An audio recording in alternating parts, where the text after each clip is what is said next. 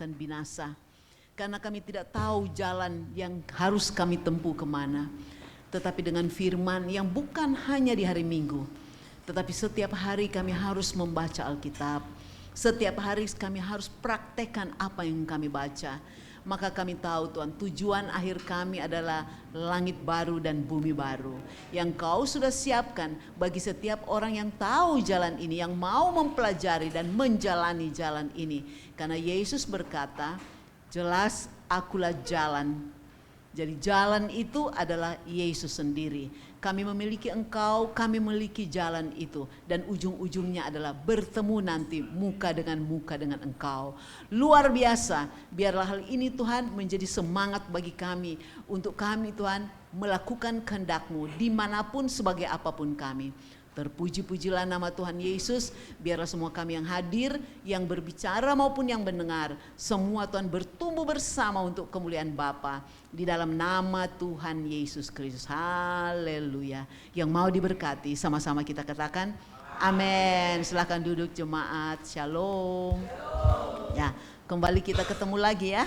Ya, saya dari masuk saya udah senyum-senyum karena saya lihat anak kita yang tadinya lari-larian, ya, dia korek sana, korek sini, saya udah tahu ini pasti bisa nih.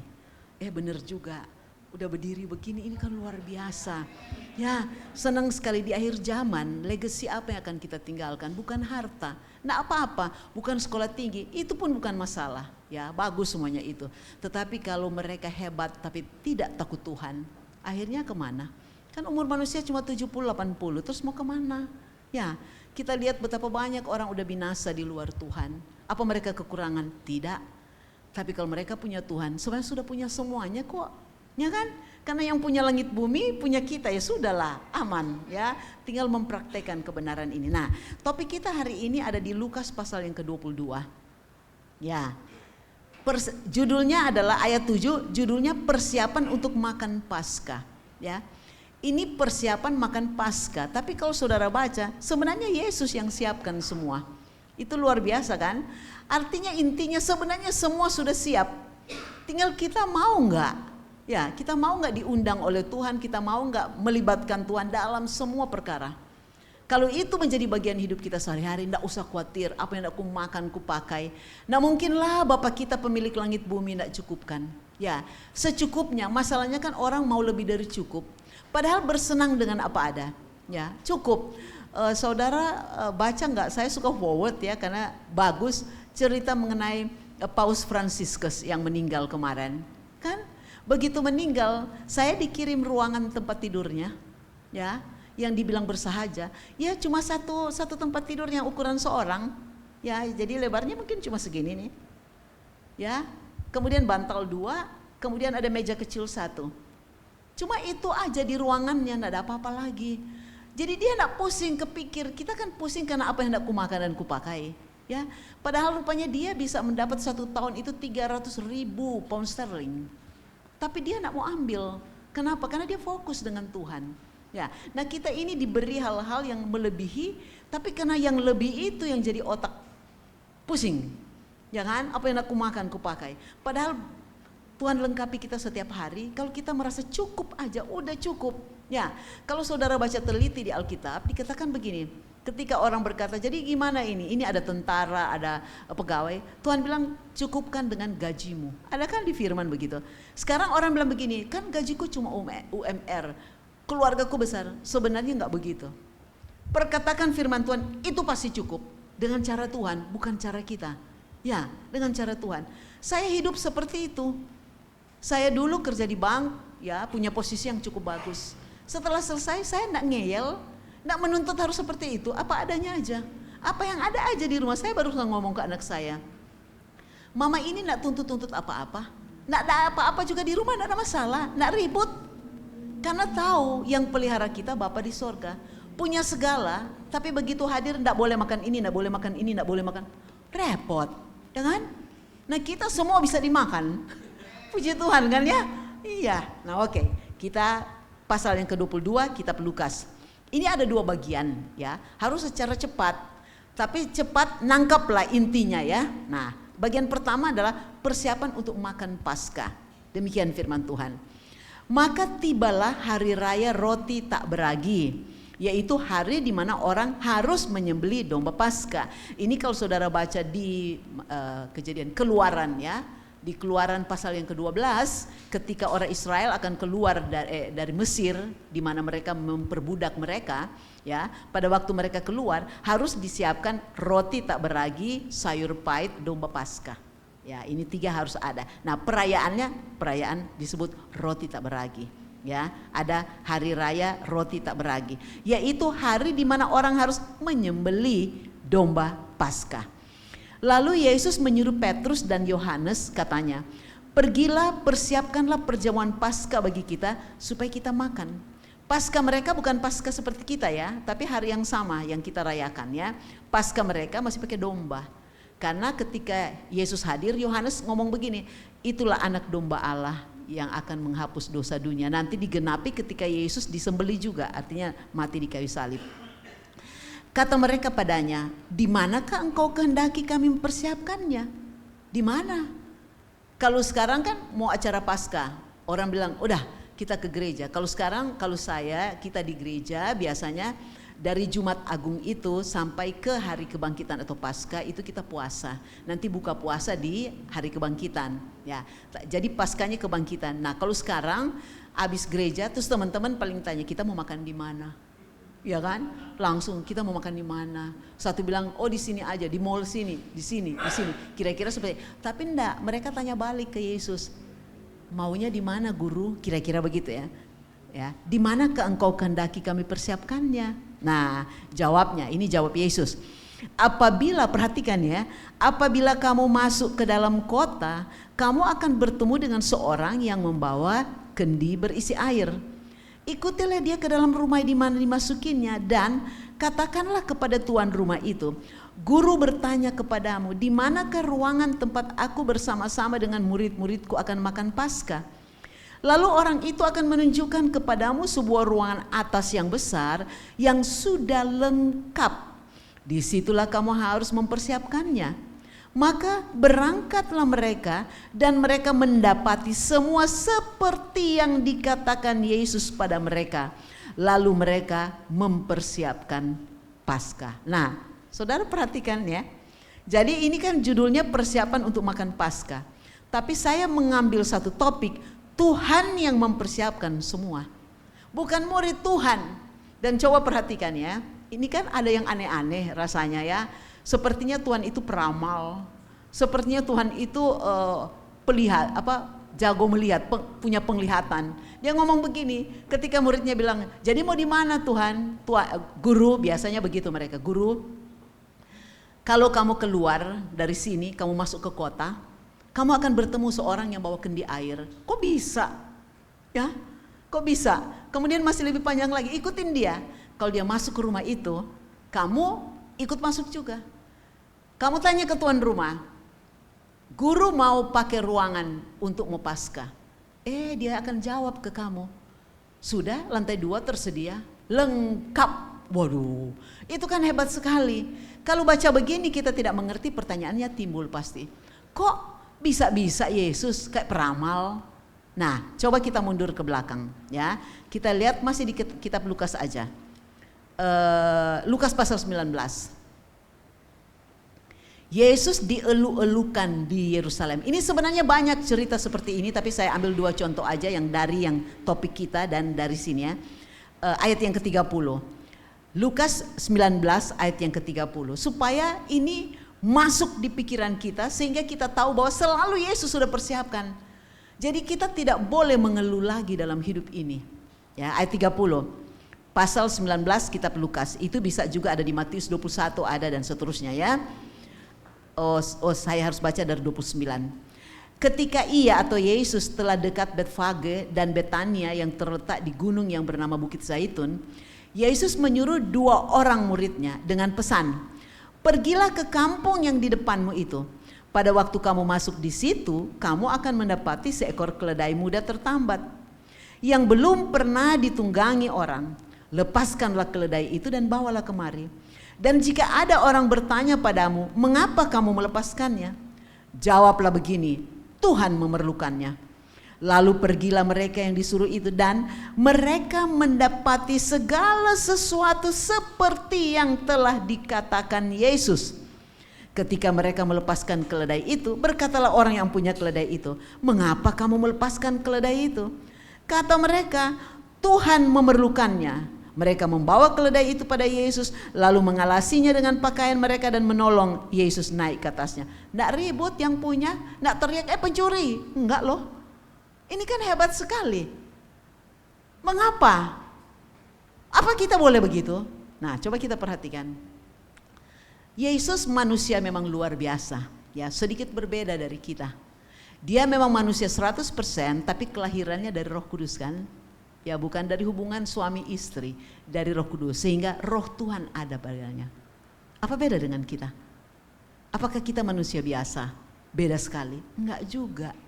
Ya, Alkitab mengatakan, nah kita harus buka ayat ini. Kita buka 1 Korintus pasal 3, ya. Ada di 1 Korintus pasal 3, juga 1 Korintus pasal yang ke-6. 1 Korintus pasal 3 ayat yang ke-16, 17. Ya, dicatat aja, nanti dibuka lagi ya. Tidak tahukah kamu bahwa kamu adalah bait Allah dan bahwa Roh Allah diam di dalam kamu? Nggak beda.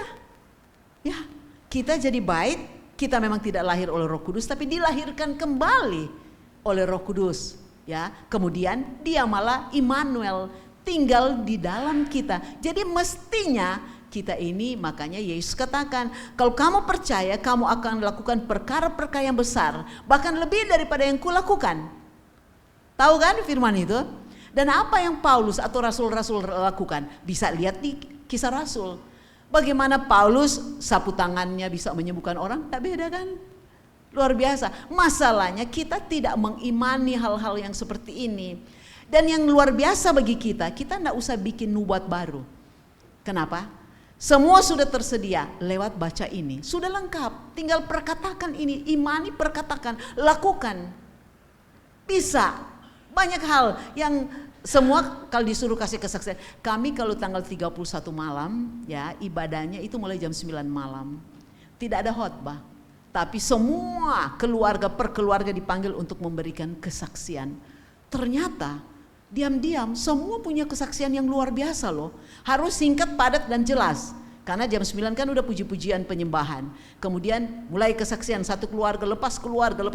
Tepat jam 12 malam tidak ada satu orang pun di Ancol. Semua ada di ibadah dalam pujian penyembahan. Melewati tahun yang lama ke tahun yang baru, semua ada dalam pujian penyembahan. Itu luar biasa. Setiap tahun kami mengadakan seperti itu. Nah, ketika seperti itu mestinya kita dapat merasakan tahun yang lama, tahun yang baru harus lebih lagi. Kalau kita mengalami Tuhan dalam hidup kita, tidak ada orang bisa berkeluh kesah. Ya, hari-hari ini di Indonesia secara khusus, dunia juga dengan aturan Trump ya, yang kerja pasti tahu nih. Itu akan di depan mata kita sulit, pasti sulit. Ya, ketika saya baca, ya tadinya katanya antara Amerika, ini bukan politik karena saya dulu pengajar akhir zaman. Jadi ketika mendengar itu, pikiran saya langsung nyambung. Ketika dikatakan begini, dari ketentuannya yang mungkin seperti kita 10-12% pajak ya, kemudian antara negara kita dikasih 37 kalau tidak salah, sudah naik ke 40-an lebih karena kita ikut BRICS, kira-kira seperti itu. Tapi dengan Cina, Amerika yang tadinya dia kenain sekian persen dari 100 sekian, sekarang 200 sekian persen. Bagaimana dia mau bayar? Boeing dikasih pulang. Tapi bukan soal itu. Ketika saya kasih ke suami saya baca, saya bilang begini, genaplah firman Tuhan. Dia langsung tengok, memang firman Tuhan yang mana? Secupak gandum sedinar. Baca kan? Di akhir zaman, secupak gandum cuman segini. Ya, kalau satu keluarga 3 orang aja udah repot makan pagi, siang, malam. Apalagi satu keluarga 6, 7, 8 orang, udah gak cukup. Sedinar upah 1 hari. 1 hari kerja cukup atau tidak cukup, memang cuma segitu. Nanti akan kejadian seperti itu. Nah saudara, keadaan seperti itu nggak usah berkeluh kesah. Kenapa? Di lain pihak kan, aku tidak sekali-kali tidak akan pernah meninggalkan engkau. Aku sekali-kali tidak akan pernah melupakan engkau. Pegang yang untuk kita. Kenapa mau pegang yang begitu? Itu perlu kita tahu, ya. Tetapi selalu perkatakan kenapa? Mari kita balik lagi. Yesus sudah siapkan semua, ya. Ya, kita balik lagi ke Lukas 22 tadi. Kalau itu berlimpah ada dalam hidup kita, sebenarnya kita tidak usah khawatir. Coba ya, ketika Yesus bilang, apabila kamu masuk ke kota, kamu akan bertemu dengan seorang yang membawa kendi beristri. Kok bisa pas-pasan? Ya kan? Mereka masuk ke kota, artinya keluar dari kota mereka, masuk ke kota yang berikut. Kok bisa? Ada orang bawa kendi. Nggak. Nunggu di mana ada yang kendi ya? Nyari-nyari, nunggu, mari kita tunggu. Nggak. Apa yang Yesus, yang ayat terakhir, maka berangkatlah mereka mendapati semua seperti yang dikatakan Yesus kepada mereka. Ini kalau baca begini pelan-pelan 7 kali baca dapat kita tangkap. Tinggal praktek. Nggak berdiam situ lagi. Kalau cuma begitu kan nunut-nunut orang ya memang kenapa cuma ikutin orang kok. Dia masuk ke rumah kita ikut masuk. Bisa-bisa kan dia bilang, lah ini dari mana kok? Kali-kali kamu mau rampok saya, kalau sekarang kan gak boleh begitu. Ya, buka pintu orang kemudian, wah kita udah mesti hati-hati, siapa yang ikut-ikut masuk lagi. Apa terlanjur ngomong ya? Mana ruangan buat guru mau bikin pasca? Itu kalau tanya-tanya begini kan suka-suka kalau kita cuma baca ini kita bukan orang percaya. Ini cerita apa? Sok jagoan ini yang namanya Yesus. Ya, tanya si yang punya rumah, di mana ruangan bagi guru mau siap buat makan pasca. Kok bisa ya? Ya, sebenarnya sudah dikasih Tuhan. Kalau baca-baca begini, kenapa? Ini kan udah lengkap semua ini perkataan. Nah, kalau saudara beli Alkitab yang warna, ada warna kan? Merah. Tulisannya kalau Yesus ngomong itu warna merah. Matius, Markus, Lukas, Yohanes. Nanti lihat di kalau yang punya atau belilah ya. Jadi itu semua kalau kita baca, kemudian kita praktekkan dalam kehidupan kita, ya. Di sini kan misalnya Mazmur 23, Tuhan adalah gembalaku, takkan aku kekurangan. Lalu begitu secepat gandum sedinar, kemudian kita loyo, ya Tuhan, kok bagaimana sih secepat gandum? Kita lupa itu Mazmur 23. Ya kita enggak usah yang itu kan. Kita yang kenapa? Dia sudah siapkan. Udah lengkap, kita enggak usah bikin kalimat baru. Memang udah ada, ini tinggal perkatakan saja. Datang. Di mana ruangan? Malah dia ngomong begini, lantai 2 udah lengkap. Waduh, memang Tuhan mau nyusahin kita? Enggak kok, dia enggak susahin juga murid-muridnya. Udah lengkap. Nah ini setiap peristiwa kita sakit, dalam rumah tangga ada hubungan yang retak, jangan cepat cerai. Aduh, saya bilang saya ngomong seperti ini kayak jagoan ya. Ya, tapi kan dapat merasakan dalam rumah tangga pernah kejadian-kejadian seperti ini. Ya. Jadi kembali lagi, iya ya Tuhan, kita ini tim pastoral atau penggembalaan di gereja enak aja kalau ngomong ada orang sakit. Udah, bilur Yesus berpegang. Coba kalau kita sakit. Nak kalam kabut juga ya kan? Kalau cuma panas udah biasa flu. Tapi ketika koma, waduh mana Tuhan, mana Tuhan. Nggak gampang seperti yang kita khotbah, nggak gampang. Tapi puji Tuhan, saya percaya bahwa setiap kita yang menemui keadaan-keadaan orang lain, kemudian kita merasa bahwa kita berbeban, tapi tidak maksimum, mungkin simpati, tapi tidak berempati. Suatu saat Tuhan akan benturkan kita dengan keadaan yang sama. Sehingga kita dapat merasakan, oh rupanya kalau istri main gila atau suami main gila, sakitnya kayak begini. Tuhan akan benturkan. Sakit, ketika sakit, ada dalam keluarga sampai koma. Oh ternyata seperti ini, baru kita dapat merasakan. Nah ini yang Yesus katakan, semua sudah siap. Ini tadi ambil yang parah juga tadi kan ambil keledai. Nanti, tapi kalau saudara baca terus di dalam Alkitab, hampir sama semua. Melibatkan Yesus, melibatkan firman Tuhan hampir sama semua. Sudah dinubuatkan, sudah ada, sudah Yesus katakan. Ketika keledai itu, coba zaman sekarang, keledai itu kan motor. Kalau zaman sekarang kan, waduh, bisa digebukin sekampung. Iya, bisa digebukin. Apalagi saudara kalau ada ojek di depan, yang diambil ojek juga. Wah, semua tukang ojek kerebutin. Kita kan udah lihat contohnya. Nah ini keledai. Enak aja ngambilnya ya. Begitu ambil di bawah yang punya nanya, kok kenapa diambil? Guru memerlukan. Dengan hormat. Aduh, coba kalau kita ya punya kejadian-kejadian ada kekurangan, ada sesuatu. Ketika kita berdoa, ada Tuhan sudah siapkan. Nah, ada yang Tuhan tahan-tahan. Sebenarnya sudah. Masalahnya kan kita tidak punya hubungan baik dengan Tuhan. Yang perlu bagi kita adalah punya hubungan yang baik dengan Tuhan. Karena punya hubungan baik susah bagi kita. Ya, nah, coba kita lihat bagian kedua, ya. Penetapan perjamuan malam. Kalau tadi siap, kalau sekarang mau duduk makan sama-sama, ya. Nah, oke. Kita baca ayat yang ke-14. Ya. Ketika tiba saatnya, Yesus duduk makan bersama-sama dengan rasul-rasulnya, ya. Sekarang sudah saatnya. Ini cerita siap dan sekarang duduk makan. Ya. Katanya kepada mereka, "Aku sangat rindu makan Paskah ini bersama-sama dengan kamu sebelum aku menderita. Sebab aku berkata kepadamu, aku tidak akan memakannya lagi sampai ia atau perjamuan ini beroleh kegenapannya dalam kerajaan Allah."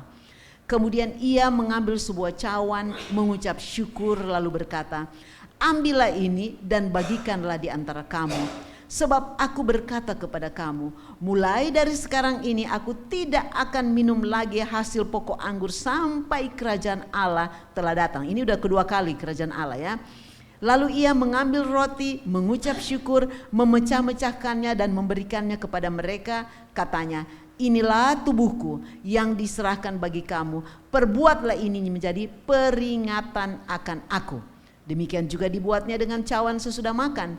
Ia berkata, "Cawan ini adalah perjanjian baru oleh darahku yang ditumpahkan bagi kamu." Nah, Bapak Ibu, sekarang sudah siap semua, naik ke lantai 2 rumah orang, kemudian duduk makan. Yesus berkata kepada mereka, "Aku rindu loh sebenarnya." Padahal saudara, perayaan mereka kan kalau saudara baca di Imamat 23, saudara bisa baca bahwa mereka ada 7 hari raya.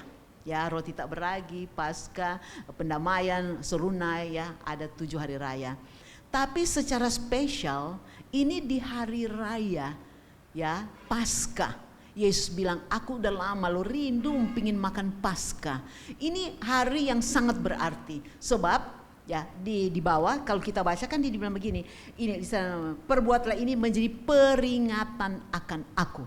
Spesial duduk di mana mereka sedang terheran-heran dengan apa yang dilakukan oleh Yesus, dan itu benar terjadi. Dia ngomong, "Ini jadi peringatan akan aku." Pertanyaannya begini, peringatan itu karena apa dan sampai kapan? Ada apa memang mesti jadi peringatan? Dia tidak pernah ngomong, "Waktu aku lahir, Natal, bikin dong perayaan, bikin dong peringatan." Enggak. Satu-satunya yang Yesus minta dibikin peringatan hanya ini, Paskah. Paskah. Mengapa? Nah, ini kan timbul pertanyaan, kenapa? Menjadi peringatan akan aku. Tentu murid-muridnya tanya, "Ini ada apa kok sampai khusus hari ini menjadi peringatan?" Nah, kita barusan lewat Paskah, ya. Saya percaya di Jumat Agung, ya, ada gereja yang perjamuannya sebulan sekali. Ada gereja yang kalau gereja mainstream itu mereka udah pasti 1 tahun 1 kali. Memang di hari perjamuan, di Paskah, di Jumat Agung ini yang seluruh dunia rayakan. Tapi ada gereja setiap ibadah perjamuan. Setiap ibadah perjamuan. Atau ada juga yang pakai cara yang bilang hosti, ya. Hosti datang, ambil, makan, setiap ibadah ada. Bukan masalah. Yang jadi masalah adalah apa yang diperingati di situ. Sampai kapan ini jadi peringatan akan aku? Murid-murid pasti berpikir, kita juga harus berpikir, ini kenapa dan ada apa di balik ini? Nah, saudara dikasih Tuhan, kita mau lanjut, kita lihat di 1 Korintus. Ya, yang biasa kita bacakan kalau kita mau perjamuan. Ya. 1 Korintus pasal yang ke-11. Saya mulai ayat yang ke-23.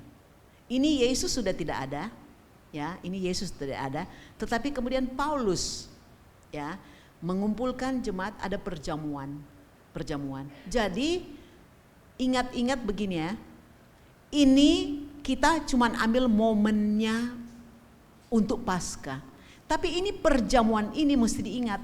Kalau kita kumpul bikin perjamuan sama seperti ini. Jadi kalau kita makan, ini cuma sepotong bagian di perjamuan. Habis itu makan besar, makan biasa. Ya, saya baca dulu. Nanti saudara baca judulnya, kebiasaan-kebiasaan yang salah dalam perjamuan malam.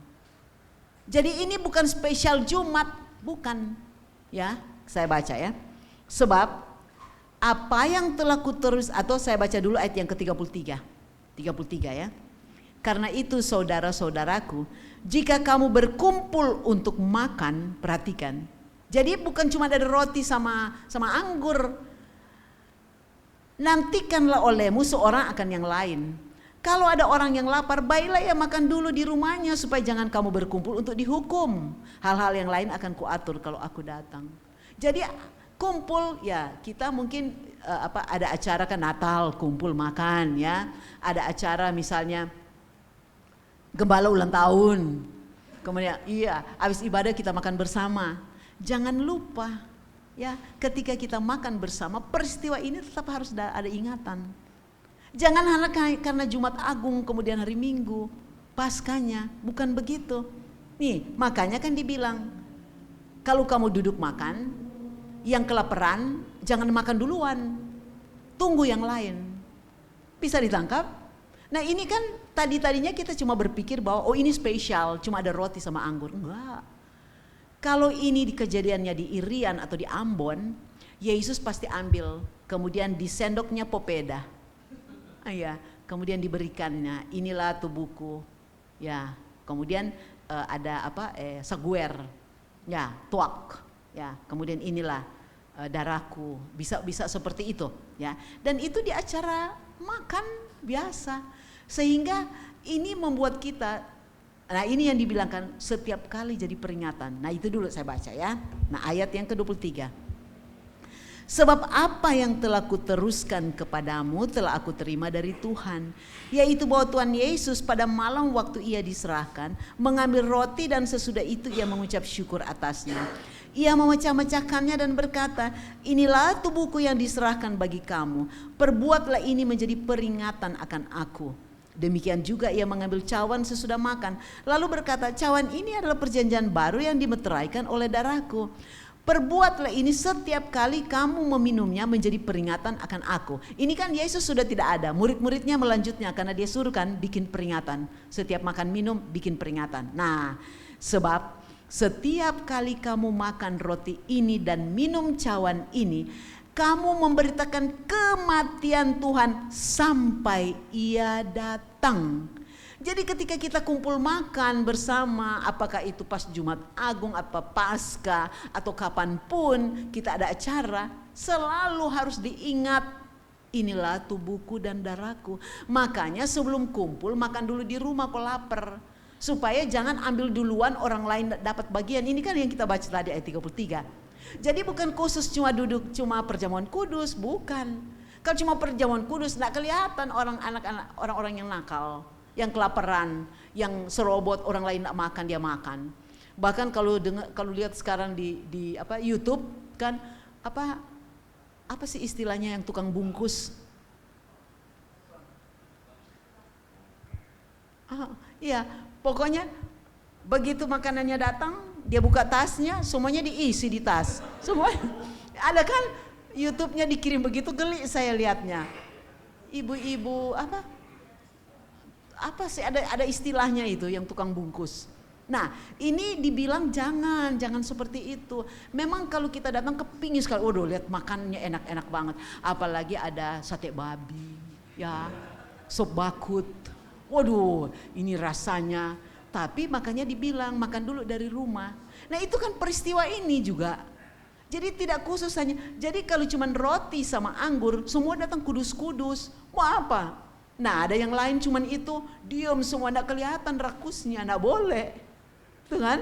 Jadi positifnya adalah setiap ada perjamuan malam, ya bikinlah, bukan bikin, tapi kita masing-masing ingat, setiap kali kamu makan, setiap kali kamu minum, jadi peringatan akan aku. Sampai kapan? Sampai Yesus datang. Nah, kalau sudah demikian, Anda ada celah bagi kita.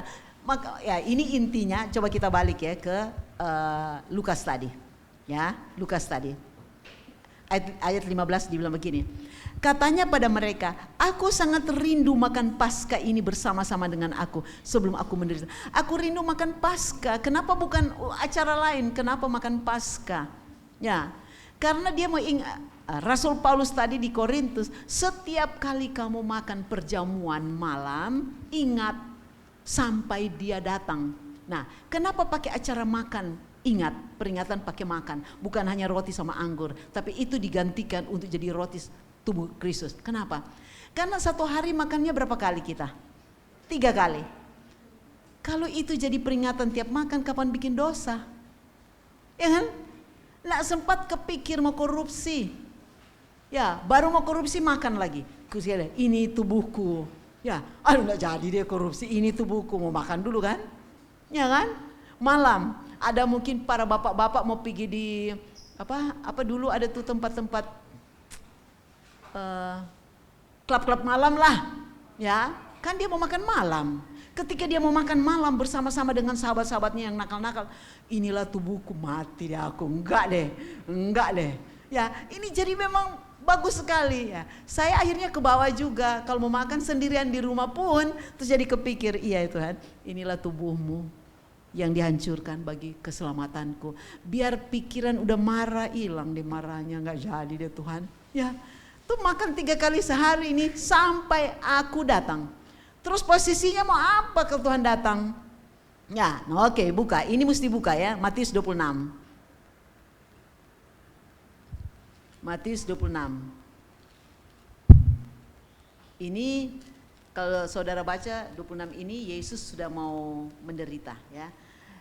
Matius 26 ayat 28, 29. Ya.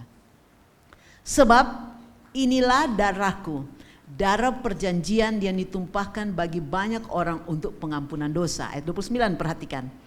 Akan tetapi aku berkata padamu, mulai dari sekarang aku tidak akan minum lagi hasil pokok anggur ini sampai pada hari aku meminumnya, yaitu yang baru bersama-sama dengan kamu dalam kerajaan Bapakku, bersama-sama dengan kamu.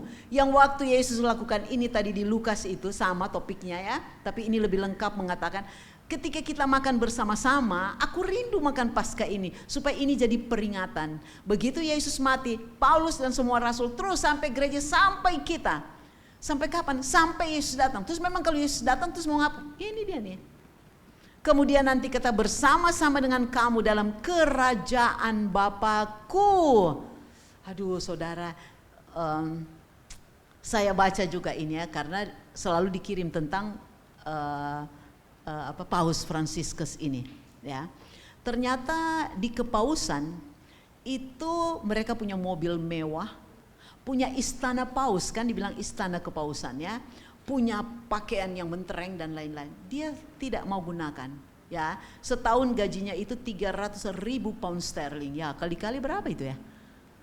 Ya pound sterling udah pakai European ini 16-an ribu ya. Kasih kali aja 1 tahun. Nggak ambil sama sekali. Dia meninggal dapatkan uang di kamar dia tidak sampai $100. Nggak sampai $100. Kesaksian dari adiknya yang masih hidup, dia cuma kirim iman selalu, firman, tidak ada lagi. Jadi memang dedikasi. Saya bilang aduh memang nggak pusing banget ya hidup begini. Yang dia cuma ada di dalam hati dia cuma belas kasihan. Seperti Yesus. Nah kalau udah begini kan ini hal yang luar biasa ya. Saya melihat seperti ini, kita ini lelah gara-gara apa yang aku makan dan kupakai. Ngurus-ngurus daging ini nih lelah nih. Ya, ngurus pasangan, keluarga dan lain, ribut, jemaat dan semua-semua. Padahal ke semua seperti ya, ketika baca begitu saya melihat keadaan-keadaan seperti ini. Ketika mereka bikin pakai AI ya, pergi kemudian disambut Yesus, ya kita tidak tahu ya, itu antara masing-masing ya. Tetapi kalau seperti itu, apakah kita tidak rindu hidup? Nggak usah jauh-jauh lah, ikut seperti ini ya. Semua sudah tersedia. Yang perlu bagi kita, apa yang harus kita bayar sebagai harga supaya kita dapatkan? Mesti baca firman Allah. Tidak bisa tidak, karena yang sudah disiapkan ada di sini semua. Ya, baca. Kemudian praktekan. Ya, ketika kita berkata, oke Tuhan, aku siap, aku mau Tuhan. Udah pasti ada kejadian yang mau tidak mau, suka tidak suka. Ini jawabannya ada di sini. Bahkan yang sudah pernah kita baca, tinggal kita praktekkan, tinggal kita perkatakan untuk jadi dalam kehidupan. Dan waktu kan berjalan cepat sekali. Kalau kita tidak pernah praktek dan mendapatkan hasil seperti yang Tuhan katakan, lama-lama kita mundur dari Tuhan. Saudara lihat betapa banyak sekali orang sekarang mundur dari Tuhan. Ya, terakhir saya tahu si orang Manado artis. Ya, karena dia orang Manado, jadi perhatian juga. Ya, satu orang Manado lagi yang wanita. Ya, ketika sudah mulai heboh, dia mualaf. Orang bertanya kepadanya, Bu, katanya mau mualaf. Oh enggak lah. Dia masih berdiri di mimbar dan memberikan kesaksian Yesus. Tapi ketika ketangkap tangan dan masuk penjara, dia menjadi orang yang luar biasa sebagai mualaf saat ini. Kenapa? Karena mereka merasa Yesus tidak pernah menolong, tidak pernah kasih siap. Cuma saya mengatakan, saya kalau orang mau mualaf buat saya tidak ada masalah. Dia bukan orang Kristen. Ya dong. Saudara tahu orang Kristen? Orang yang melakukan seperti Yesus, baru dia Kristen sebenarnya. Kalau cuma KTP atau karena masuk gereja atau menjadi pendeta, belum. Dan itu harus menjadi kerinduan kita. Dasarnya Yesus sudah siapkan. Tinggal dari kita. Kalau kita tidak pernah alami Yesus, ini yang muda-muda nih ya. Dapat pasangan yang kita suka, kemudian dia rayu kita, tinggalkan Yesus, itu mudah sekali. Karena kita tidak pernah mengalami Yesus. Tuh ada yang ketawa, yang muda-muda di belakang. Nggak apa-apa ya, tante atau oma atau ibu pendeta mesti ngomong. Ya, harus mulai mengalami Tuhan dalam hidup. Saya tadi begitu masuk senyum-senyum saya melihatnya. Aduh, karena anak kecil-kecil ini, apalagi si yang mimpin pujian, ya kan dulu kecil terus udah begini, waduh, apa senyum saya, senyum terus, senyumnya seneng banget. Kenapa? Boleh kasih dia sekolah tinggi-tinggi, boleh dia mau jadi pejabat, tapi kalau dia tidak kenal Tuhan, dan sejak kecil kalau hati sudah dekat dan melekat kepada Tuhan, dan ingat hari ini Tuhan sudah siapkan, tinggal kita masih mau apa enggak. Jadi jangan karena ada posisi kita main musik ini, senang orang lihat dan ini. Dapat tempat yang lebih hebat, ya bisa sama kayak Ahmad Albar. Dung-dung ditawarin. Lupa nanti duduk 1-2 hari sana, hari Minggu masih di gereja tapi hati udah di sana. Ya bisa seperti itu. Saya ingat, ya saya lama di perbankan, hari Minggu itu kan main golf juga. Tapi saya sama sekali tidak tertarik, heran. Semua berbondong-bondong. Ketika bos tanya, mana si Meiti? Biasa dia, Bu, kenapa? Lagi tari lenso. Ibunya bilang, Meiti nari lenso. Ya biasa Bu, dia kalau nyanyi di gereja kan tepuk-tepuk tangan, nari-nari. Nggak bakal saya pergi kalau jam gereja, sama sekali tidak. Nggak tertarik, heran saya. Orang lain bangga-bangga supaya tahu lapangan golf, enggak. Kenapa? Lebih tertarik ikut Tuhan. Ya, buktinya sampai hari ini kalau bisa di usia 70-an masih sehat kan, itu luar biasa. Nggak sembarangan, saya terlalu mengucap syukur. Kenapa? Saya dasarnya ini lupus. Tapi bisa berdiri seperti ini di usia begini, itu tidak masuk akal menurut dokter. Tapi kita punya tabib yang ajaib, nggak bisa dibayar dengan kuasa, dengan uang, nggak bisa. Saya baca yang barusan pejabat yang meninggal, udah keluarin uang berapa banyak. Uangnya enggak bisa menahan nyawanya, enggak bisa. Tapi ada dekat dengan Tuhan. Ingat, dia sudah siapkan, bukan kita yang siapkan. Dia bilang begini-begini, seperti yang dikatakan guru, itu benar. Seperti apa yang dikatakan, ya kita enggak baca Alkitab gimana? Bacalah, 3-4 pasal enggak usah hafal. Tapi pasti udah nyangkut. Setiap ada kejadian, itu akan bicara. Seperti tadi saya katakan, ketika saya baca, ya sampai barang naiknya harga sampai segini, kita belum keimbas, sudah mulai kena, tapi belum ke retailnya belum kena nih. Coba bayangkan, mau import mesti bayar 40-an kali persen ya. Jadi kalau kita beli sekarang 50.000, itu bisa jadi 70-an ribu. Itu yang 50-an ribu, ya terus jadi berapa? Secupak gandum sedinar, akan terjadi pasti terjadi. Tapi ya katakanlah hanya dekat Allah saja aku tenang. Ya pencipta langit bumi ada dekat dengan kita. Kenapa? Dia sudah siapkan nih. Tapi yang dia siapkan kita abaikan, kumaha tuh. Ya kan? Dan dia berkata meminumnya itu yang baru. Bersama-sama dengan kamu dalam kerajaan Bapakku. Ini janji yang luar biasa. Aduh, presiden aja janji nanti begini, begitu. Padahal omon-omon juga, nyampe-nyampe juga kan. Tuh orang udah senang. Nah ini kita yang berjanji ini yang punya semuanya. Dia gak bakal gagal dengan janjinya. Kalau kita gak pegang ini, kalau kita gak praktekkan. Cuma yang pasti praktekkan dalam kehidupan kita. Kalau kita gak praktek gak bisa. Ya ingat, Yesus berkata karena roh Tuhan ada padanya. Nah kita apa? Ada kan? Ya, coba kita baca satu lagi. Tadi 1 Korintus 3. Mari kita baca 1 Korintus 6. Sorry. Kalau saudara mau baca cerita Paskah bisa baca di Kejadian 12 ya. Nah, 1 Korintus pasal 6. Ayat yang ke-19. Atau tidak tahukah kamu bahwa tubuhmu adalah bait Roh Kudus yang diam di dalam kamu, Roh Kudus yang kamu peroleh dari Allah, dan bahwa kamu bukan milik kamu sendiri, sebab kamu telah dibeli dan harganya telah lunas dibayar. Karena itu muliakanlah Allah dengan tubuhmu, muliakanlah Allah dengan tubuhmu, dengan Roh Kudus yang ada pada kita dan yang sudah disiapkan Tuhan. Lakukanlah seperti apa yang Dia katakan. Amin. Kita tundukkan kepala. Bapa Sorgawi Tuhan, luar biasa Engkau melakukannya yang kami sudah melihatnya. Dan banyak, bahkan mungkin kami semua sudah punya pengalaman. Apa yang Kau katakan kami imani, kami perkatakan sesuai dengan kondisi keadaan yang sedang kami alami. Dan itu terjadi dalam hidup kami. Luar biasa Tuhan. Masalahnya kami puas dengan satu momen. Harusnya semua momen ada Tuhan yang sudah siapkan segala-galanya. Kami tidak boleh berdiam diri. Kami harus Tuhan berusaha untuk menjadi pelaku-pelaku firman. Menjaga kekudusan. Memperkatakan firman Allah. Melakukan kehendak-Mu. Jangan menyimpang ke kiri dan ke kanan.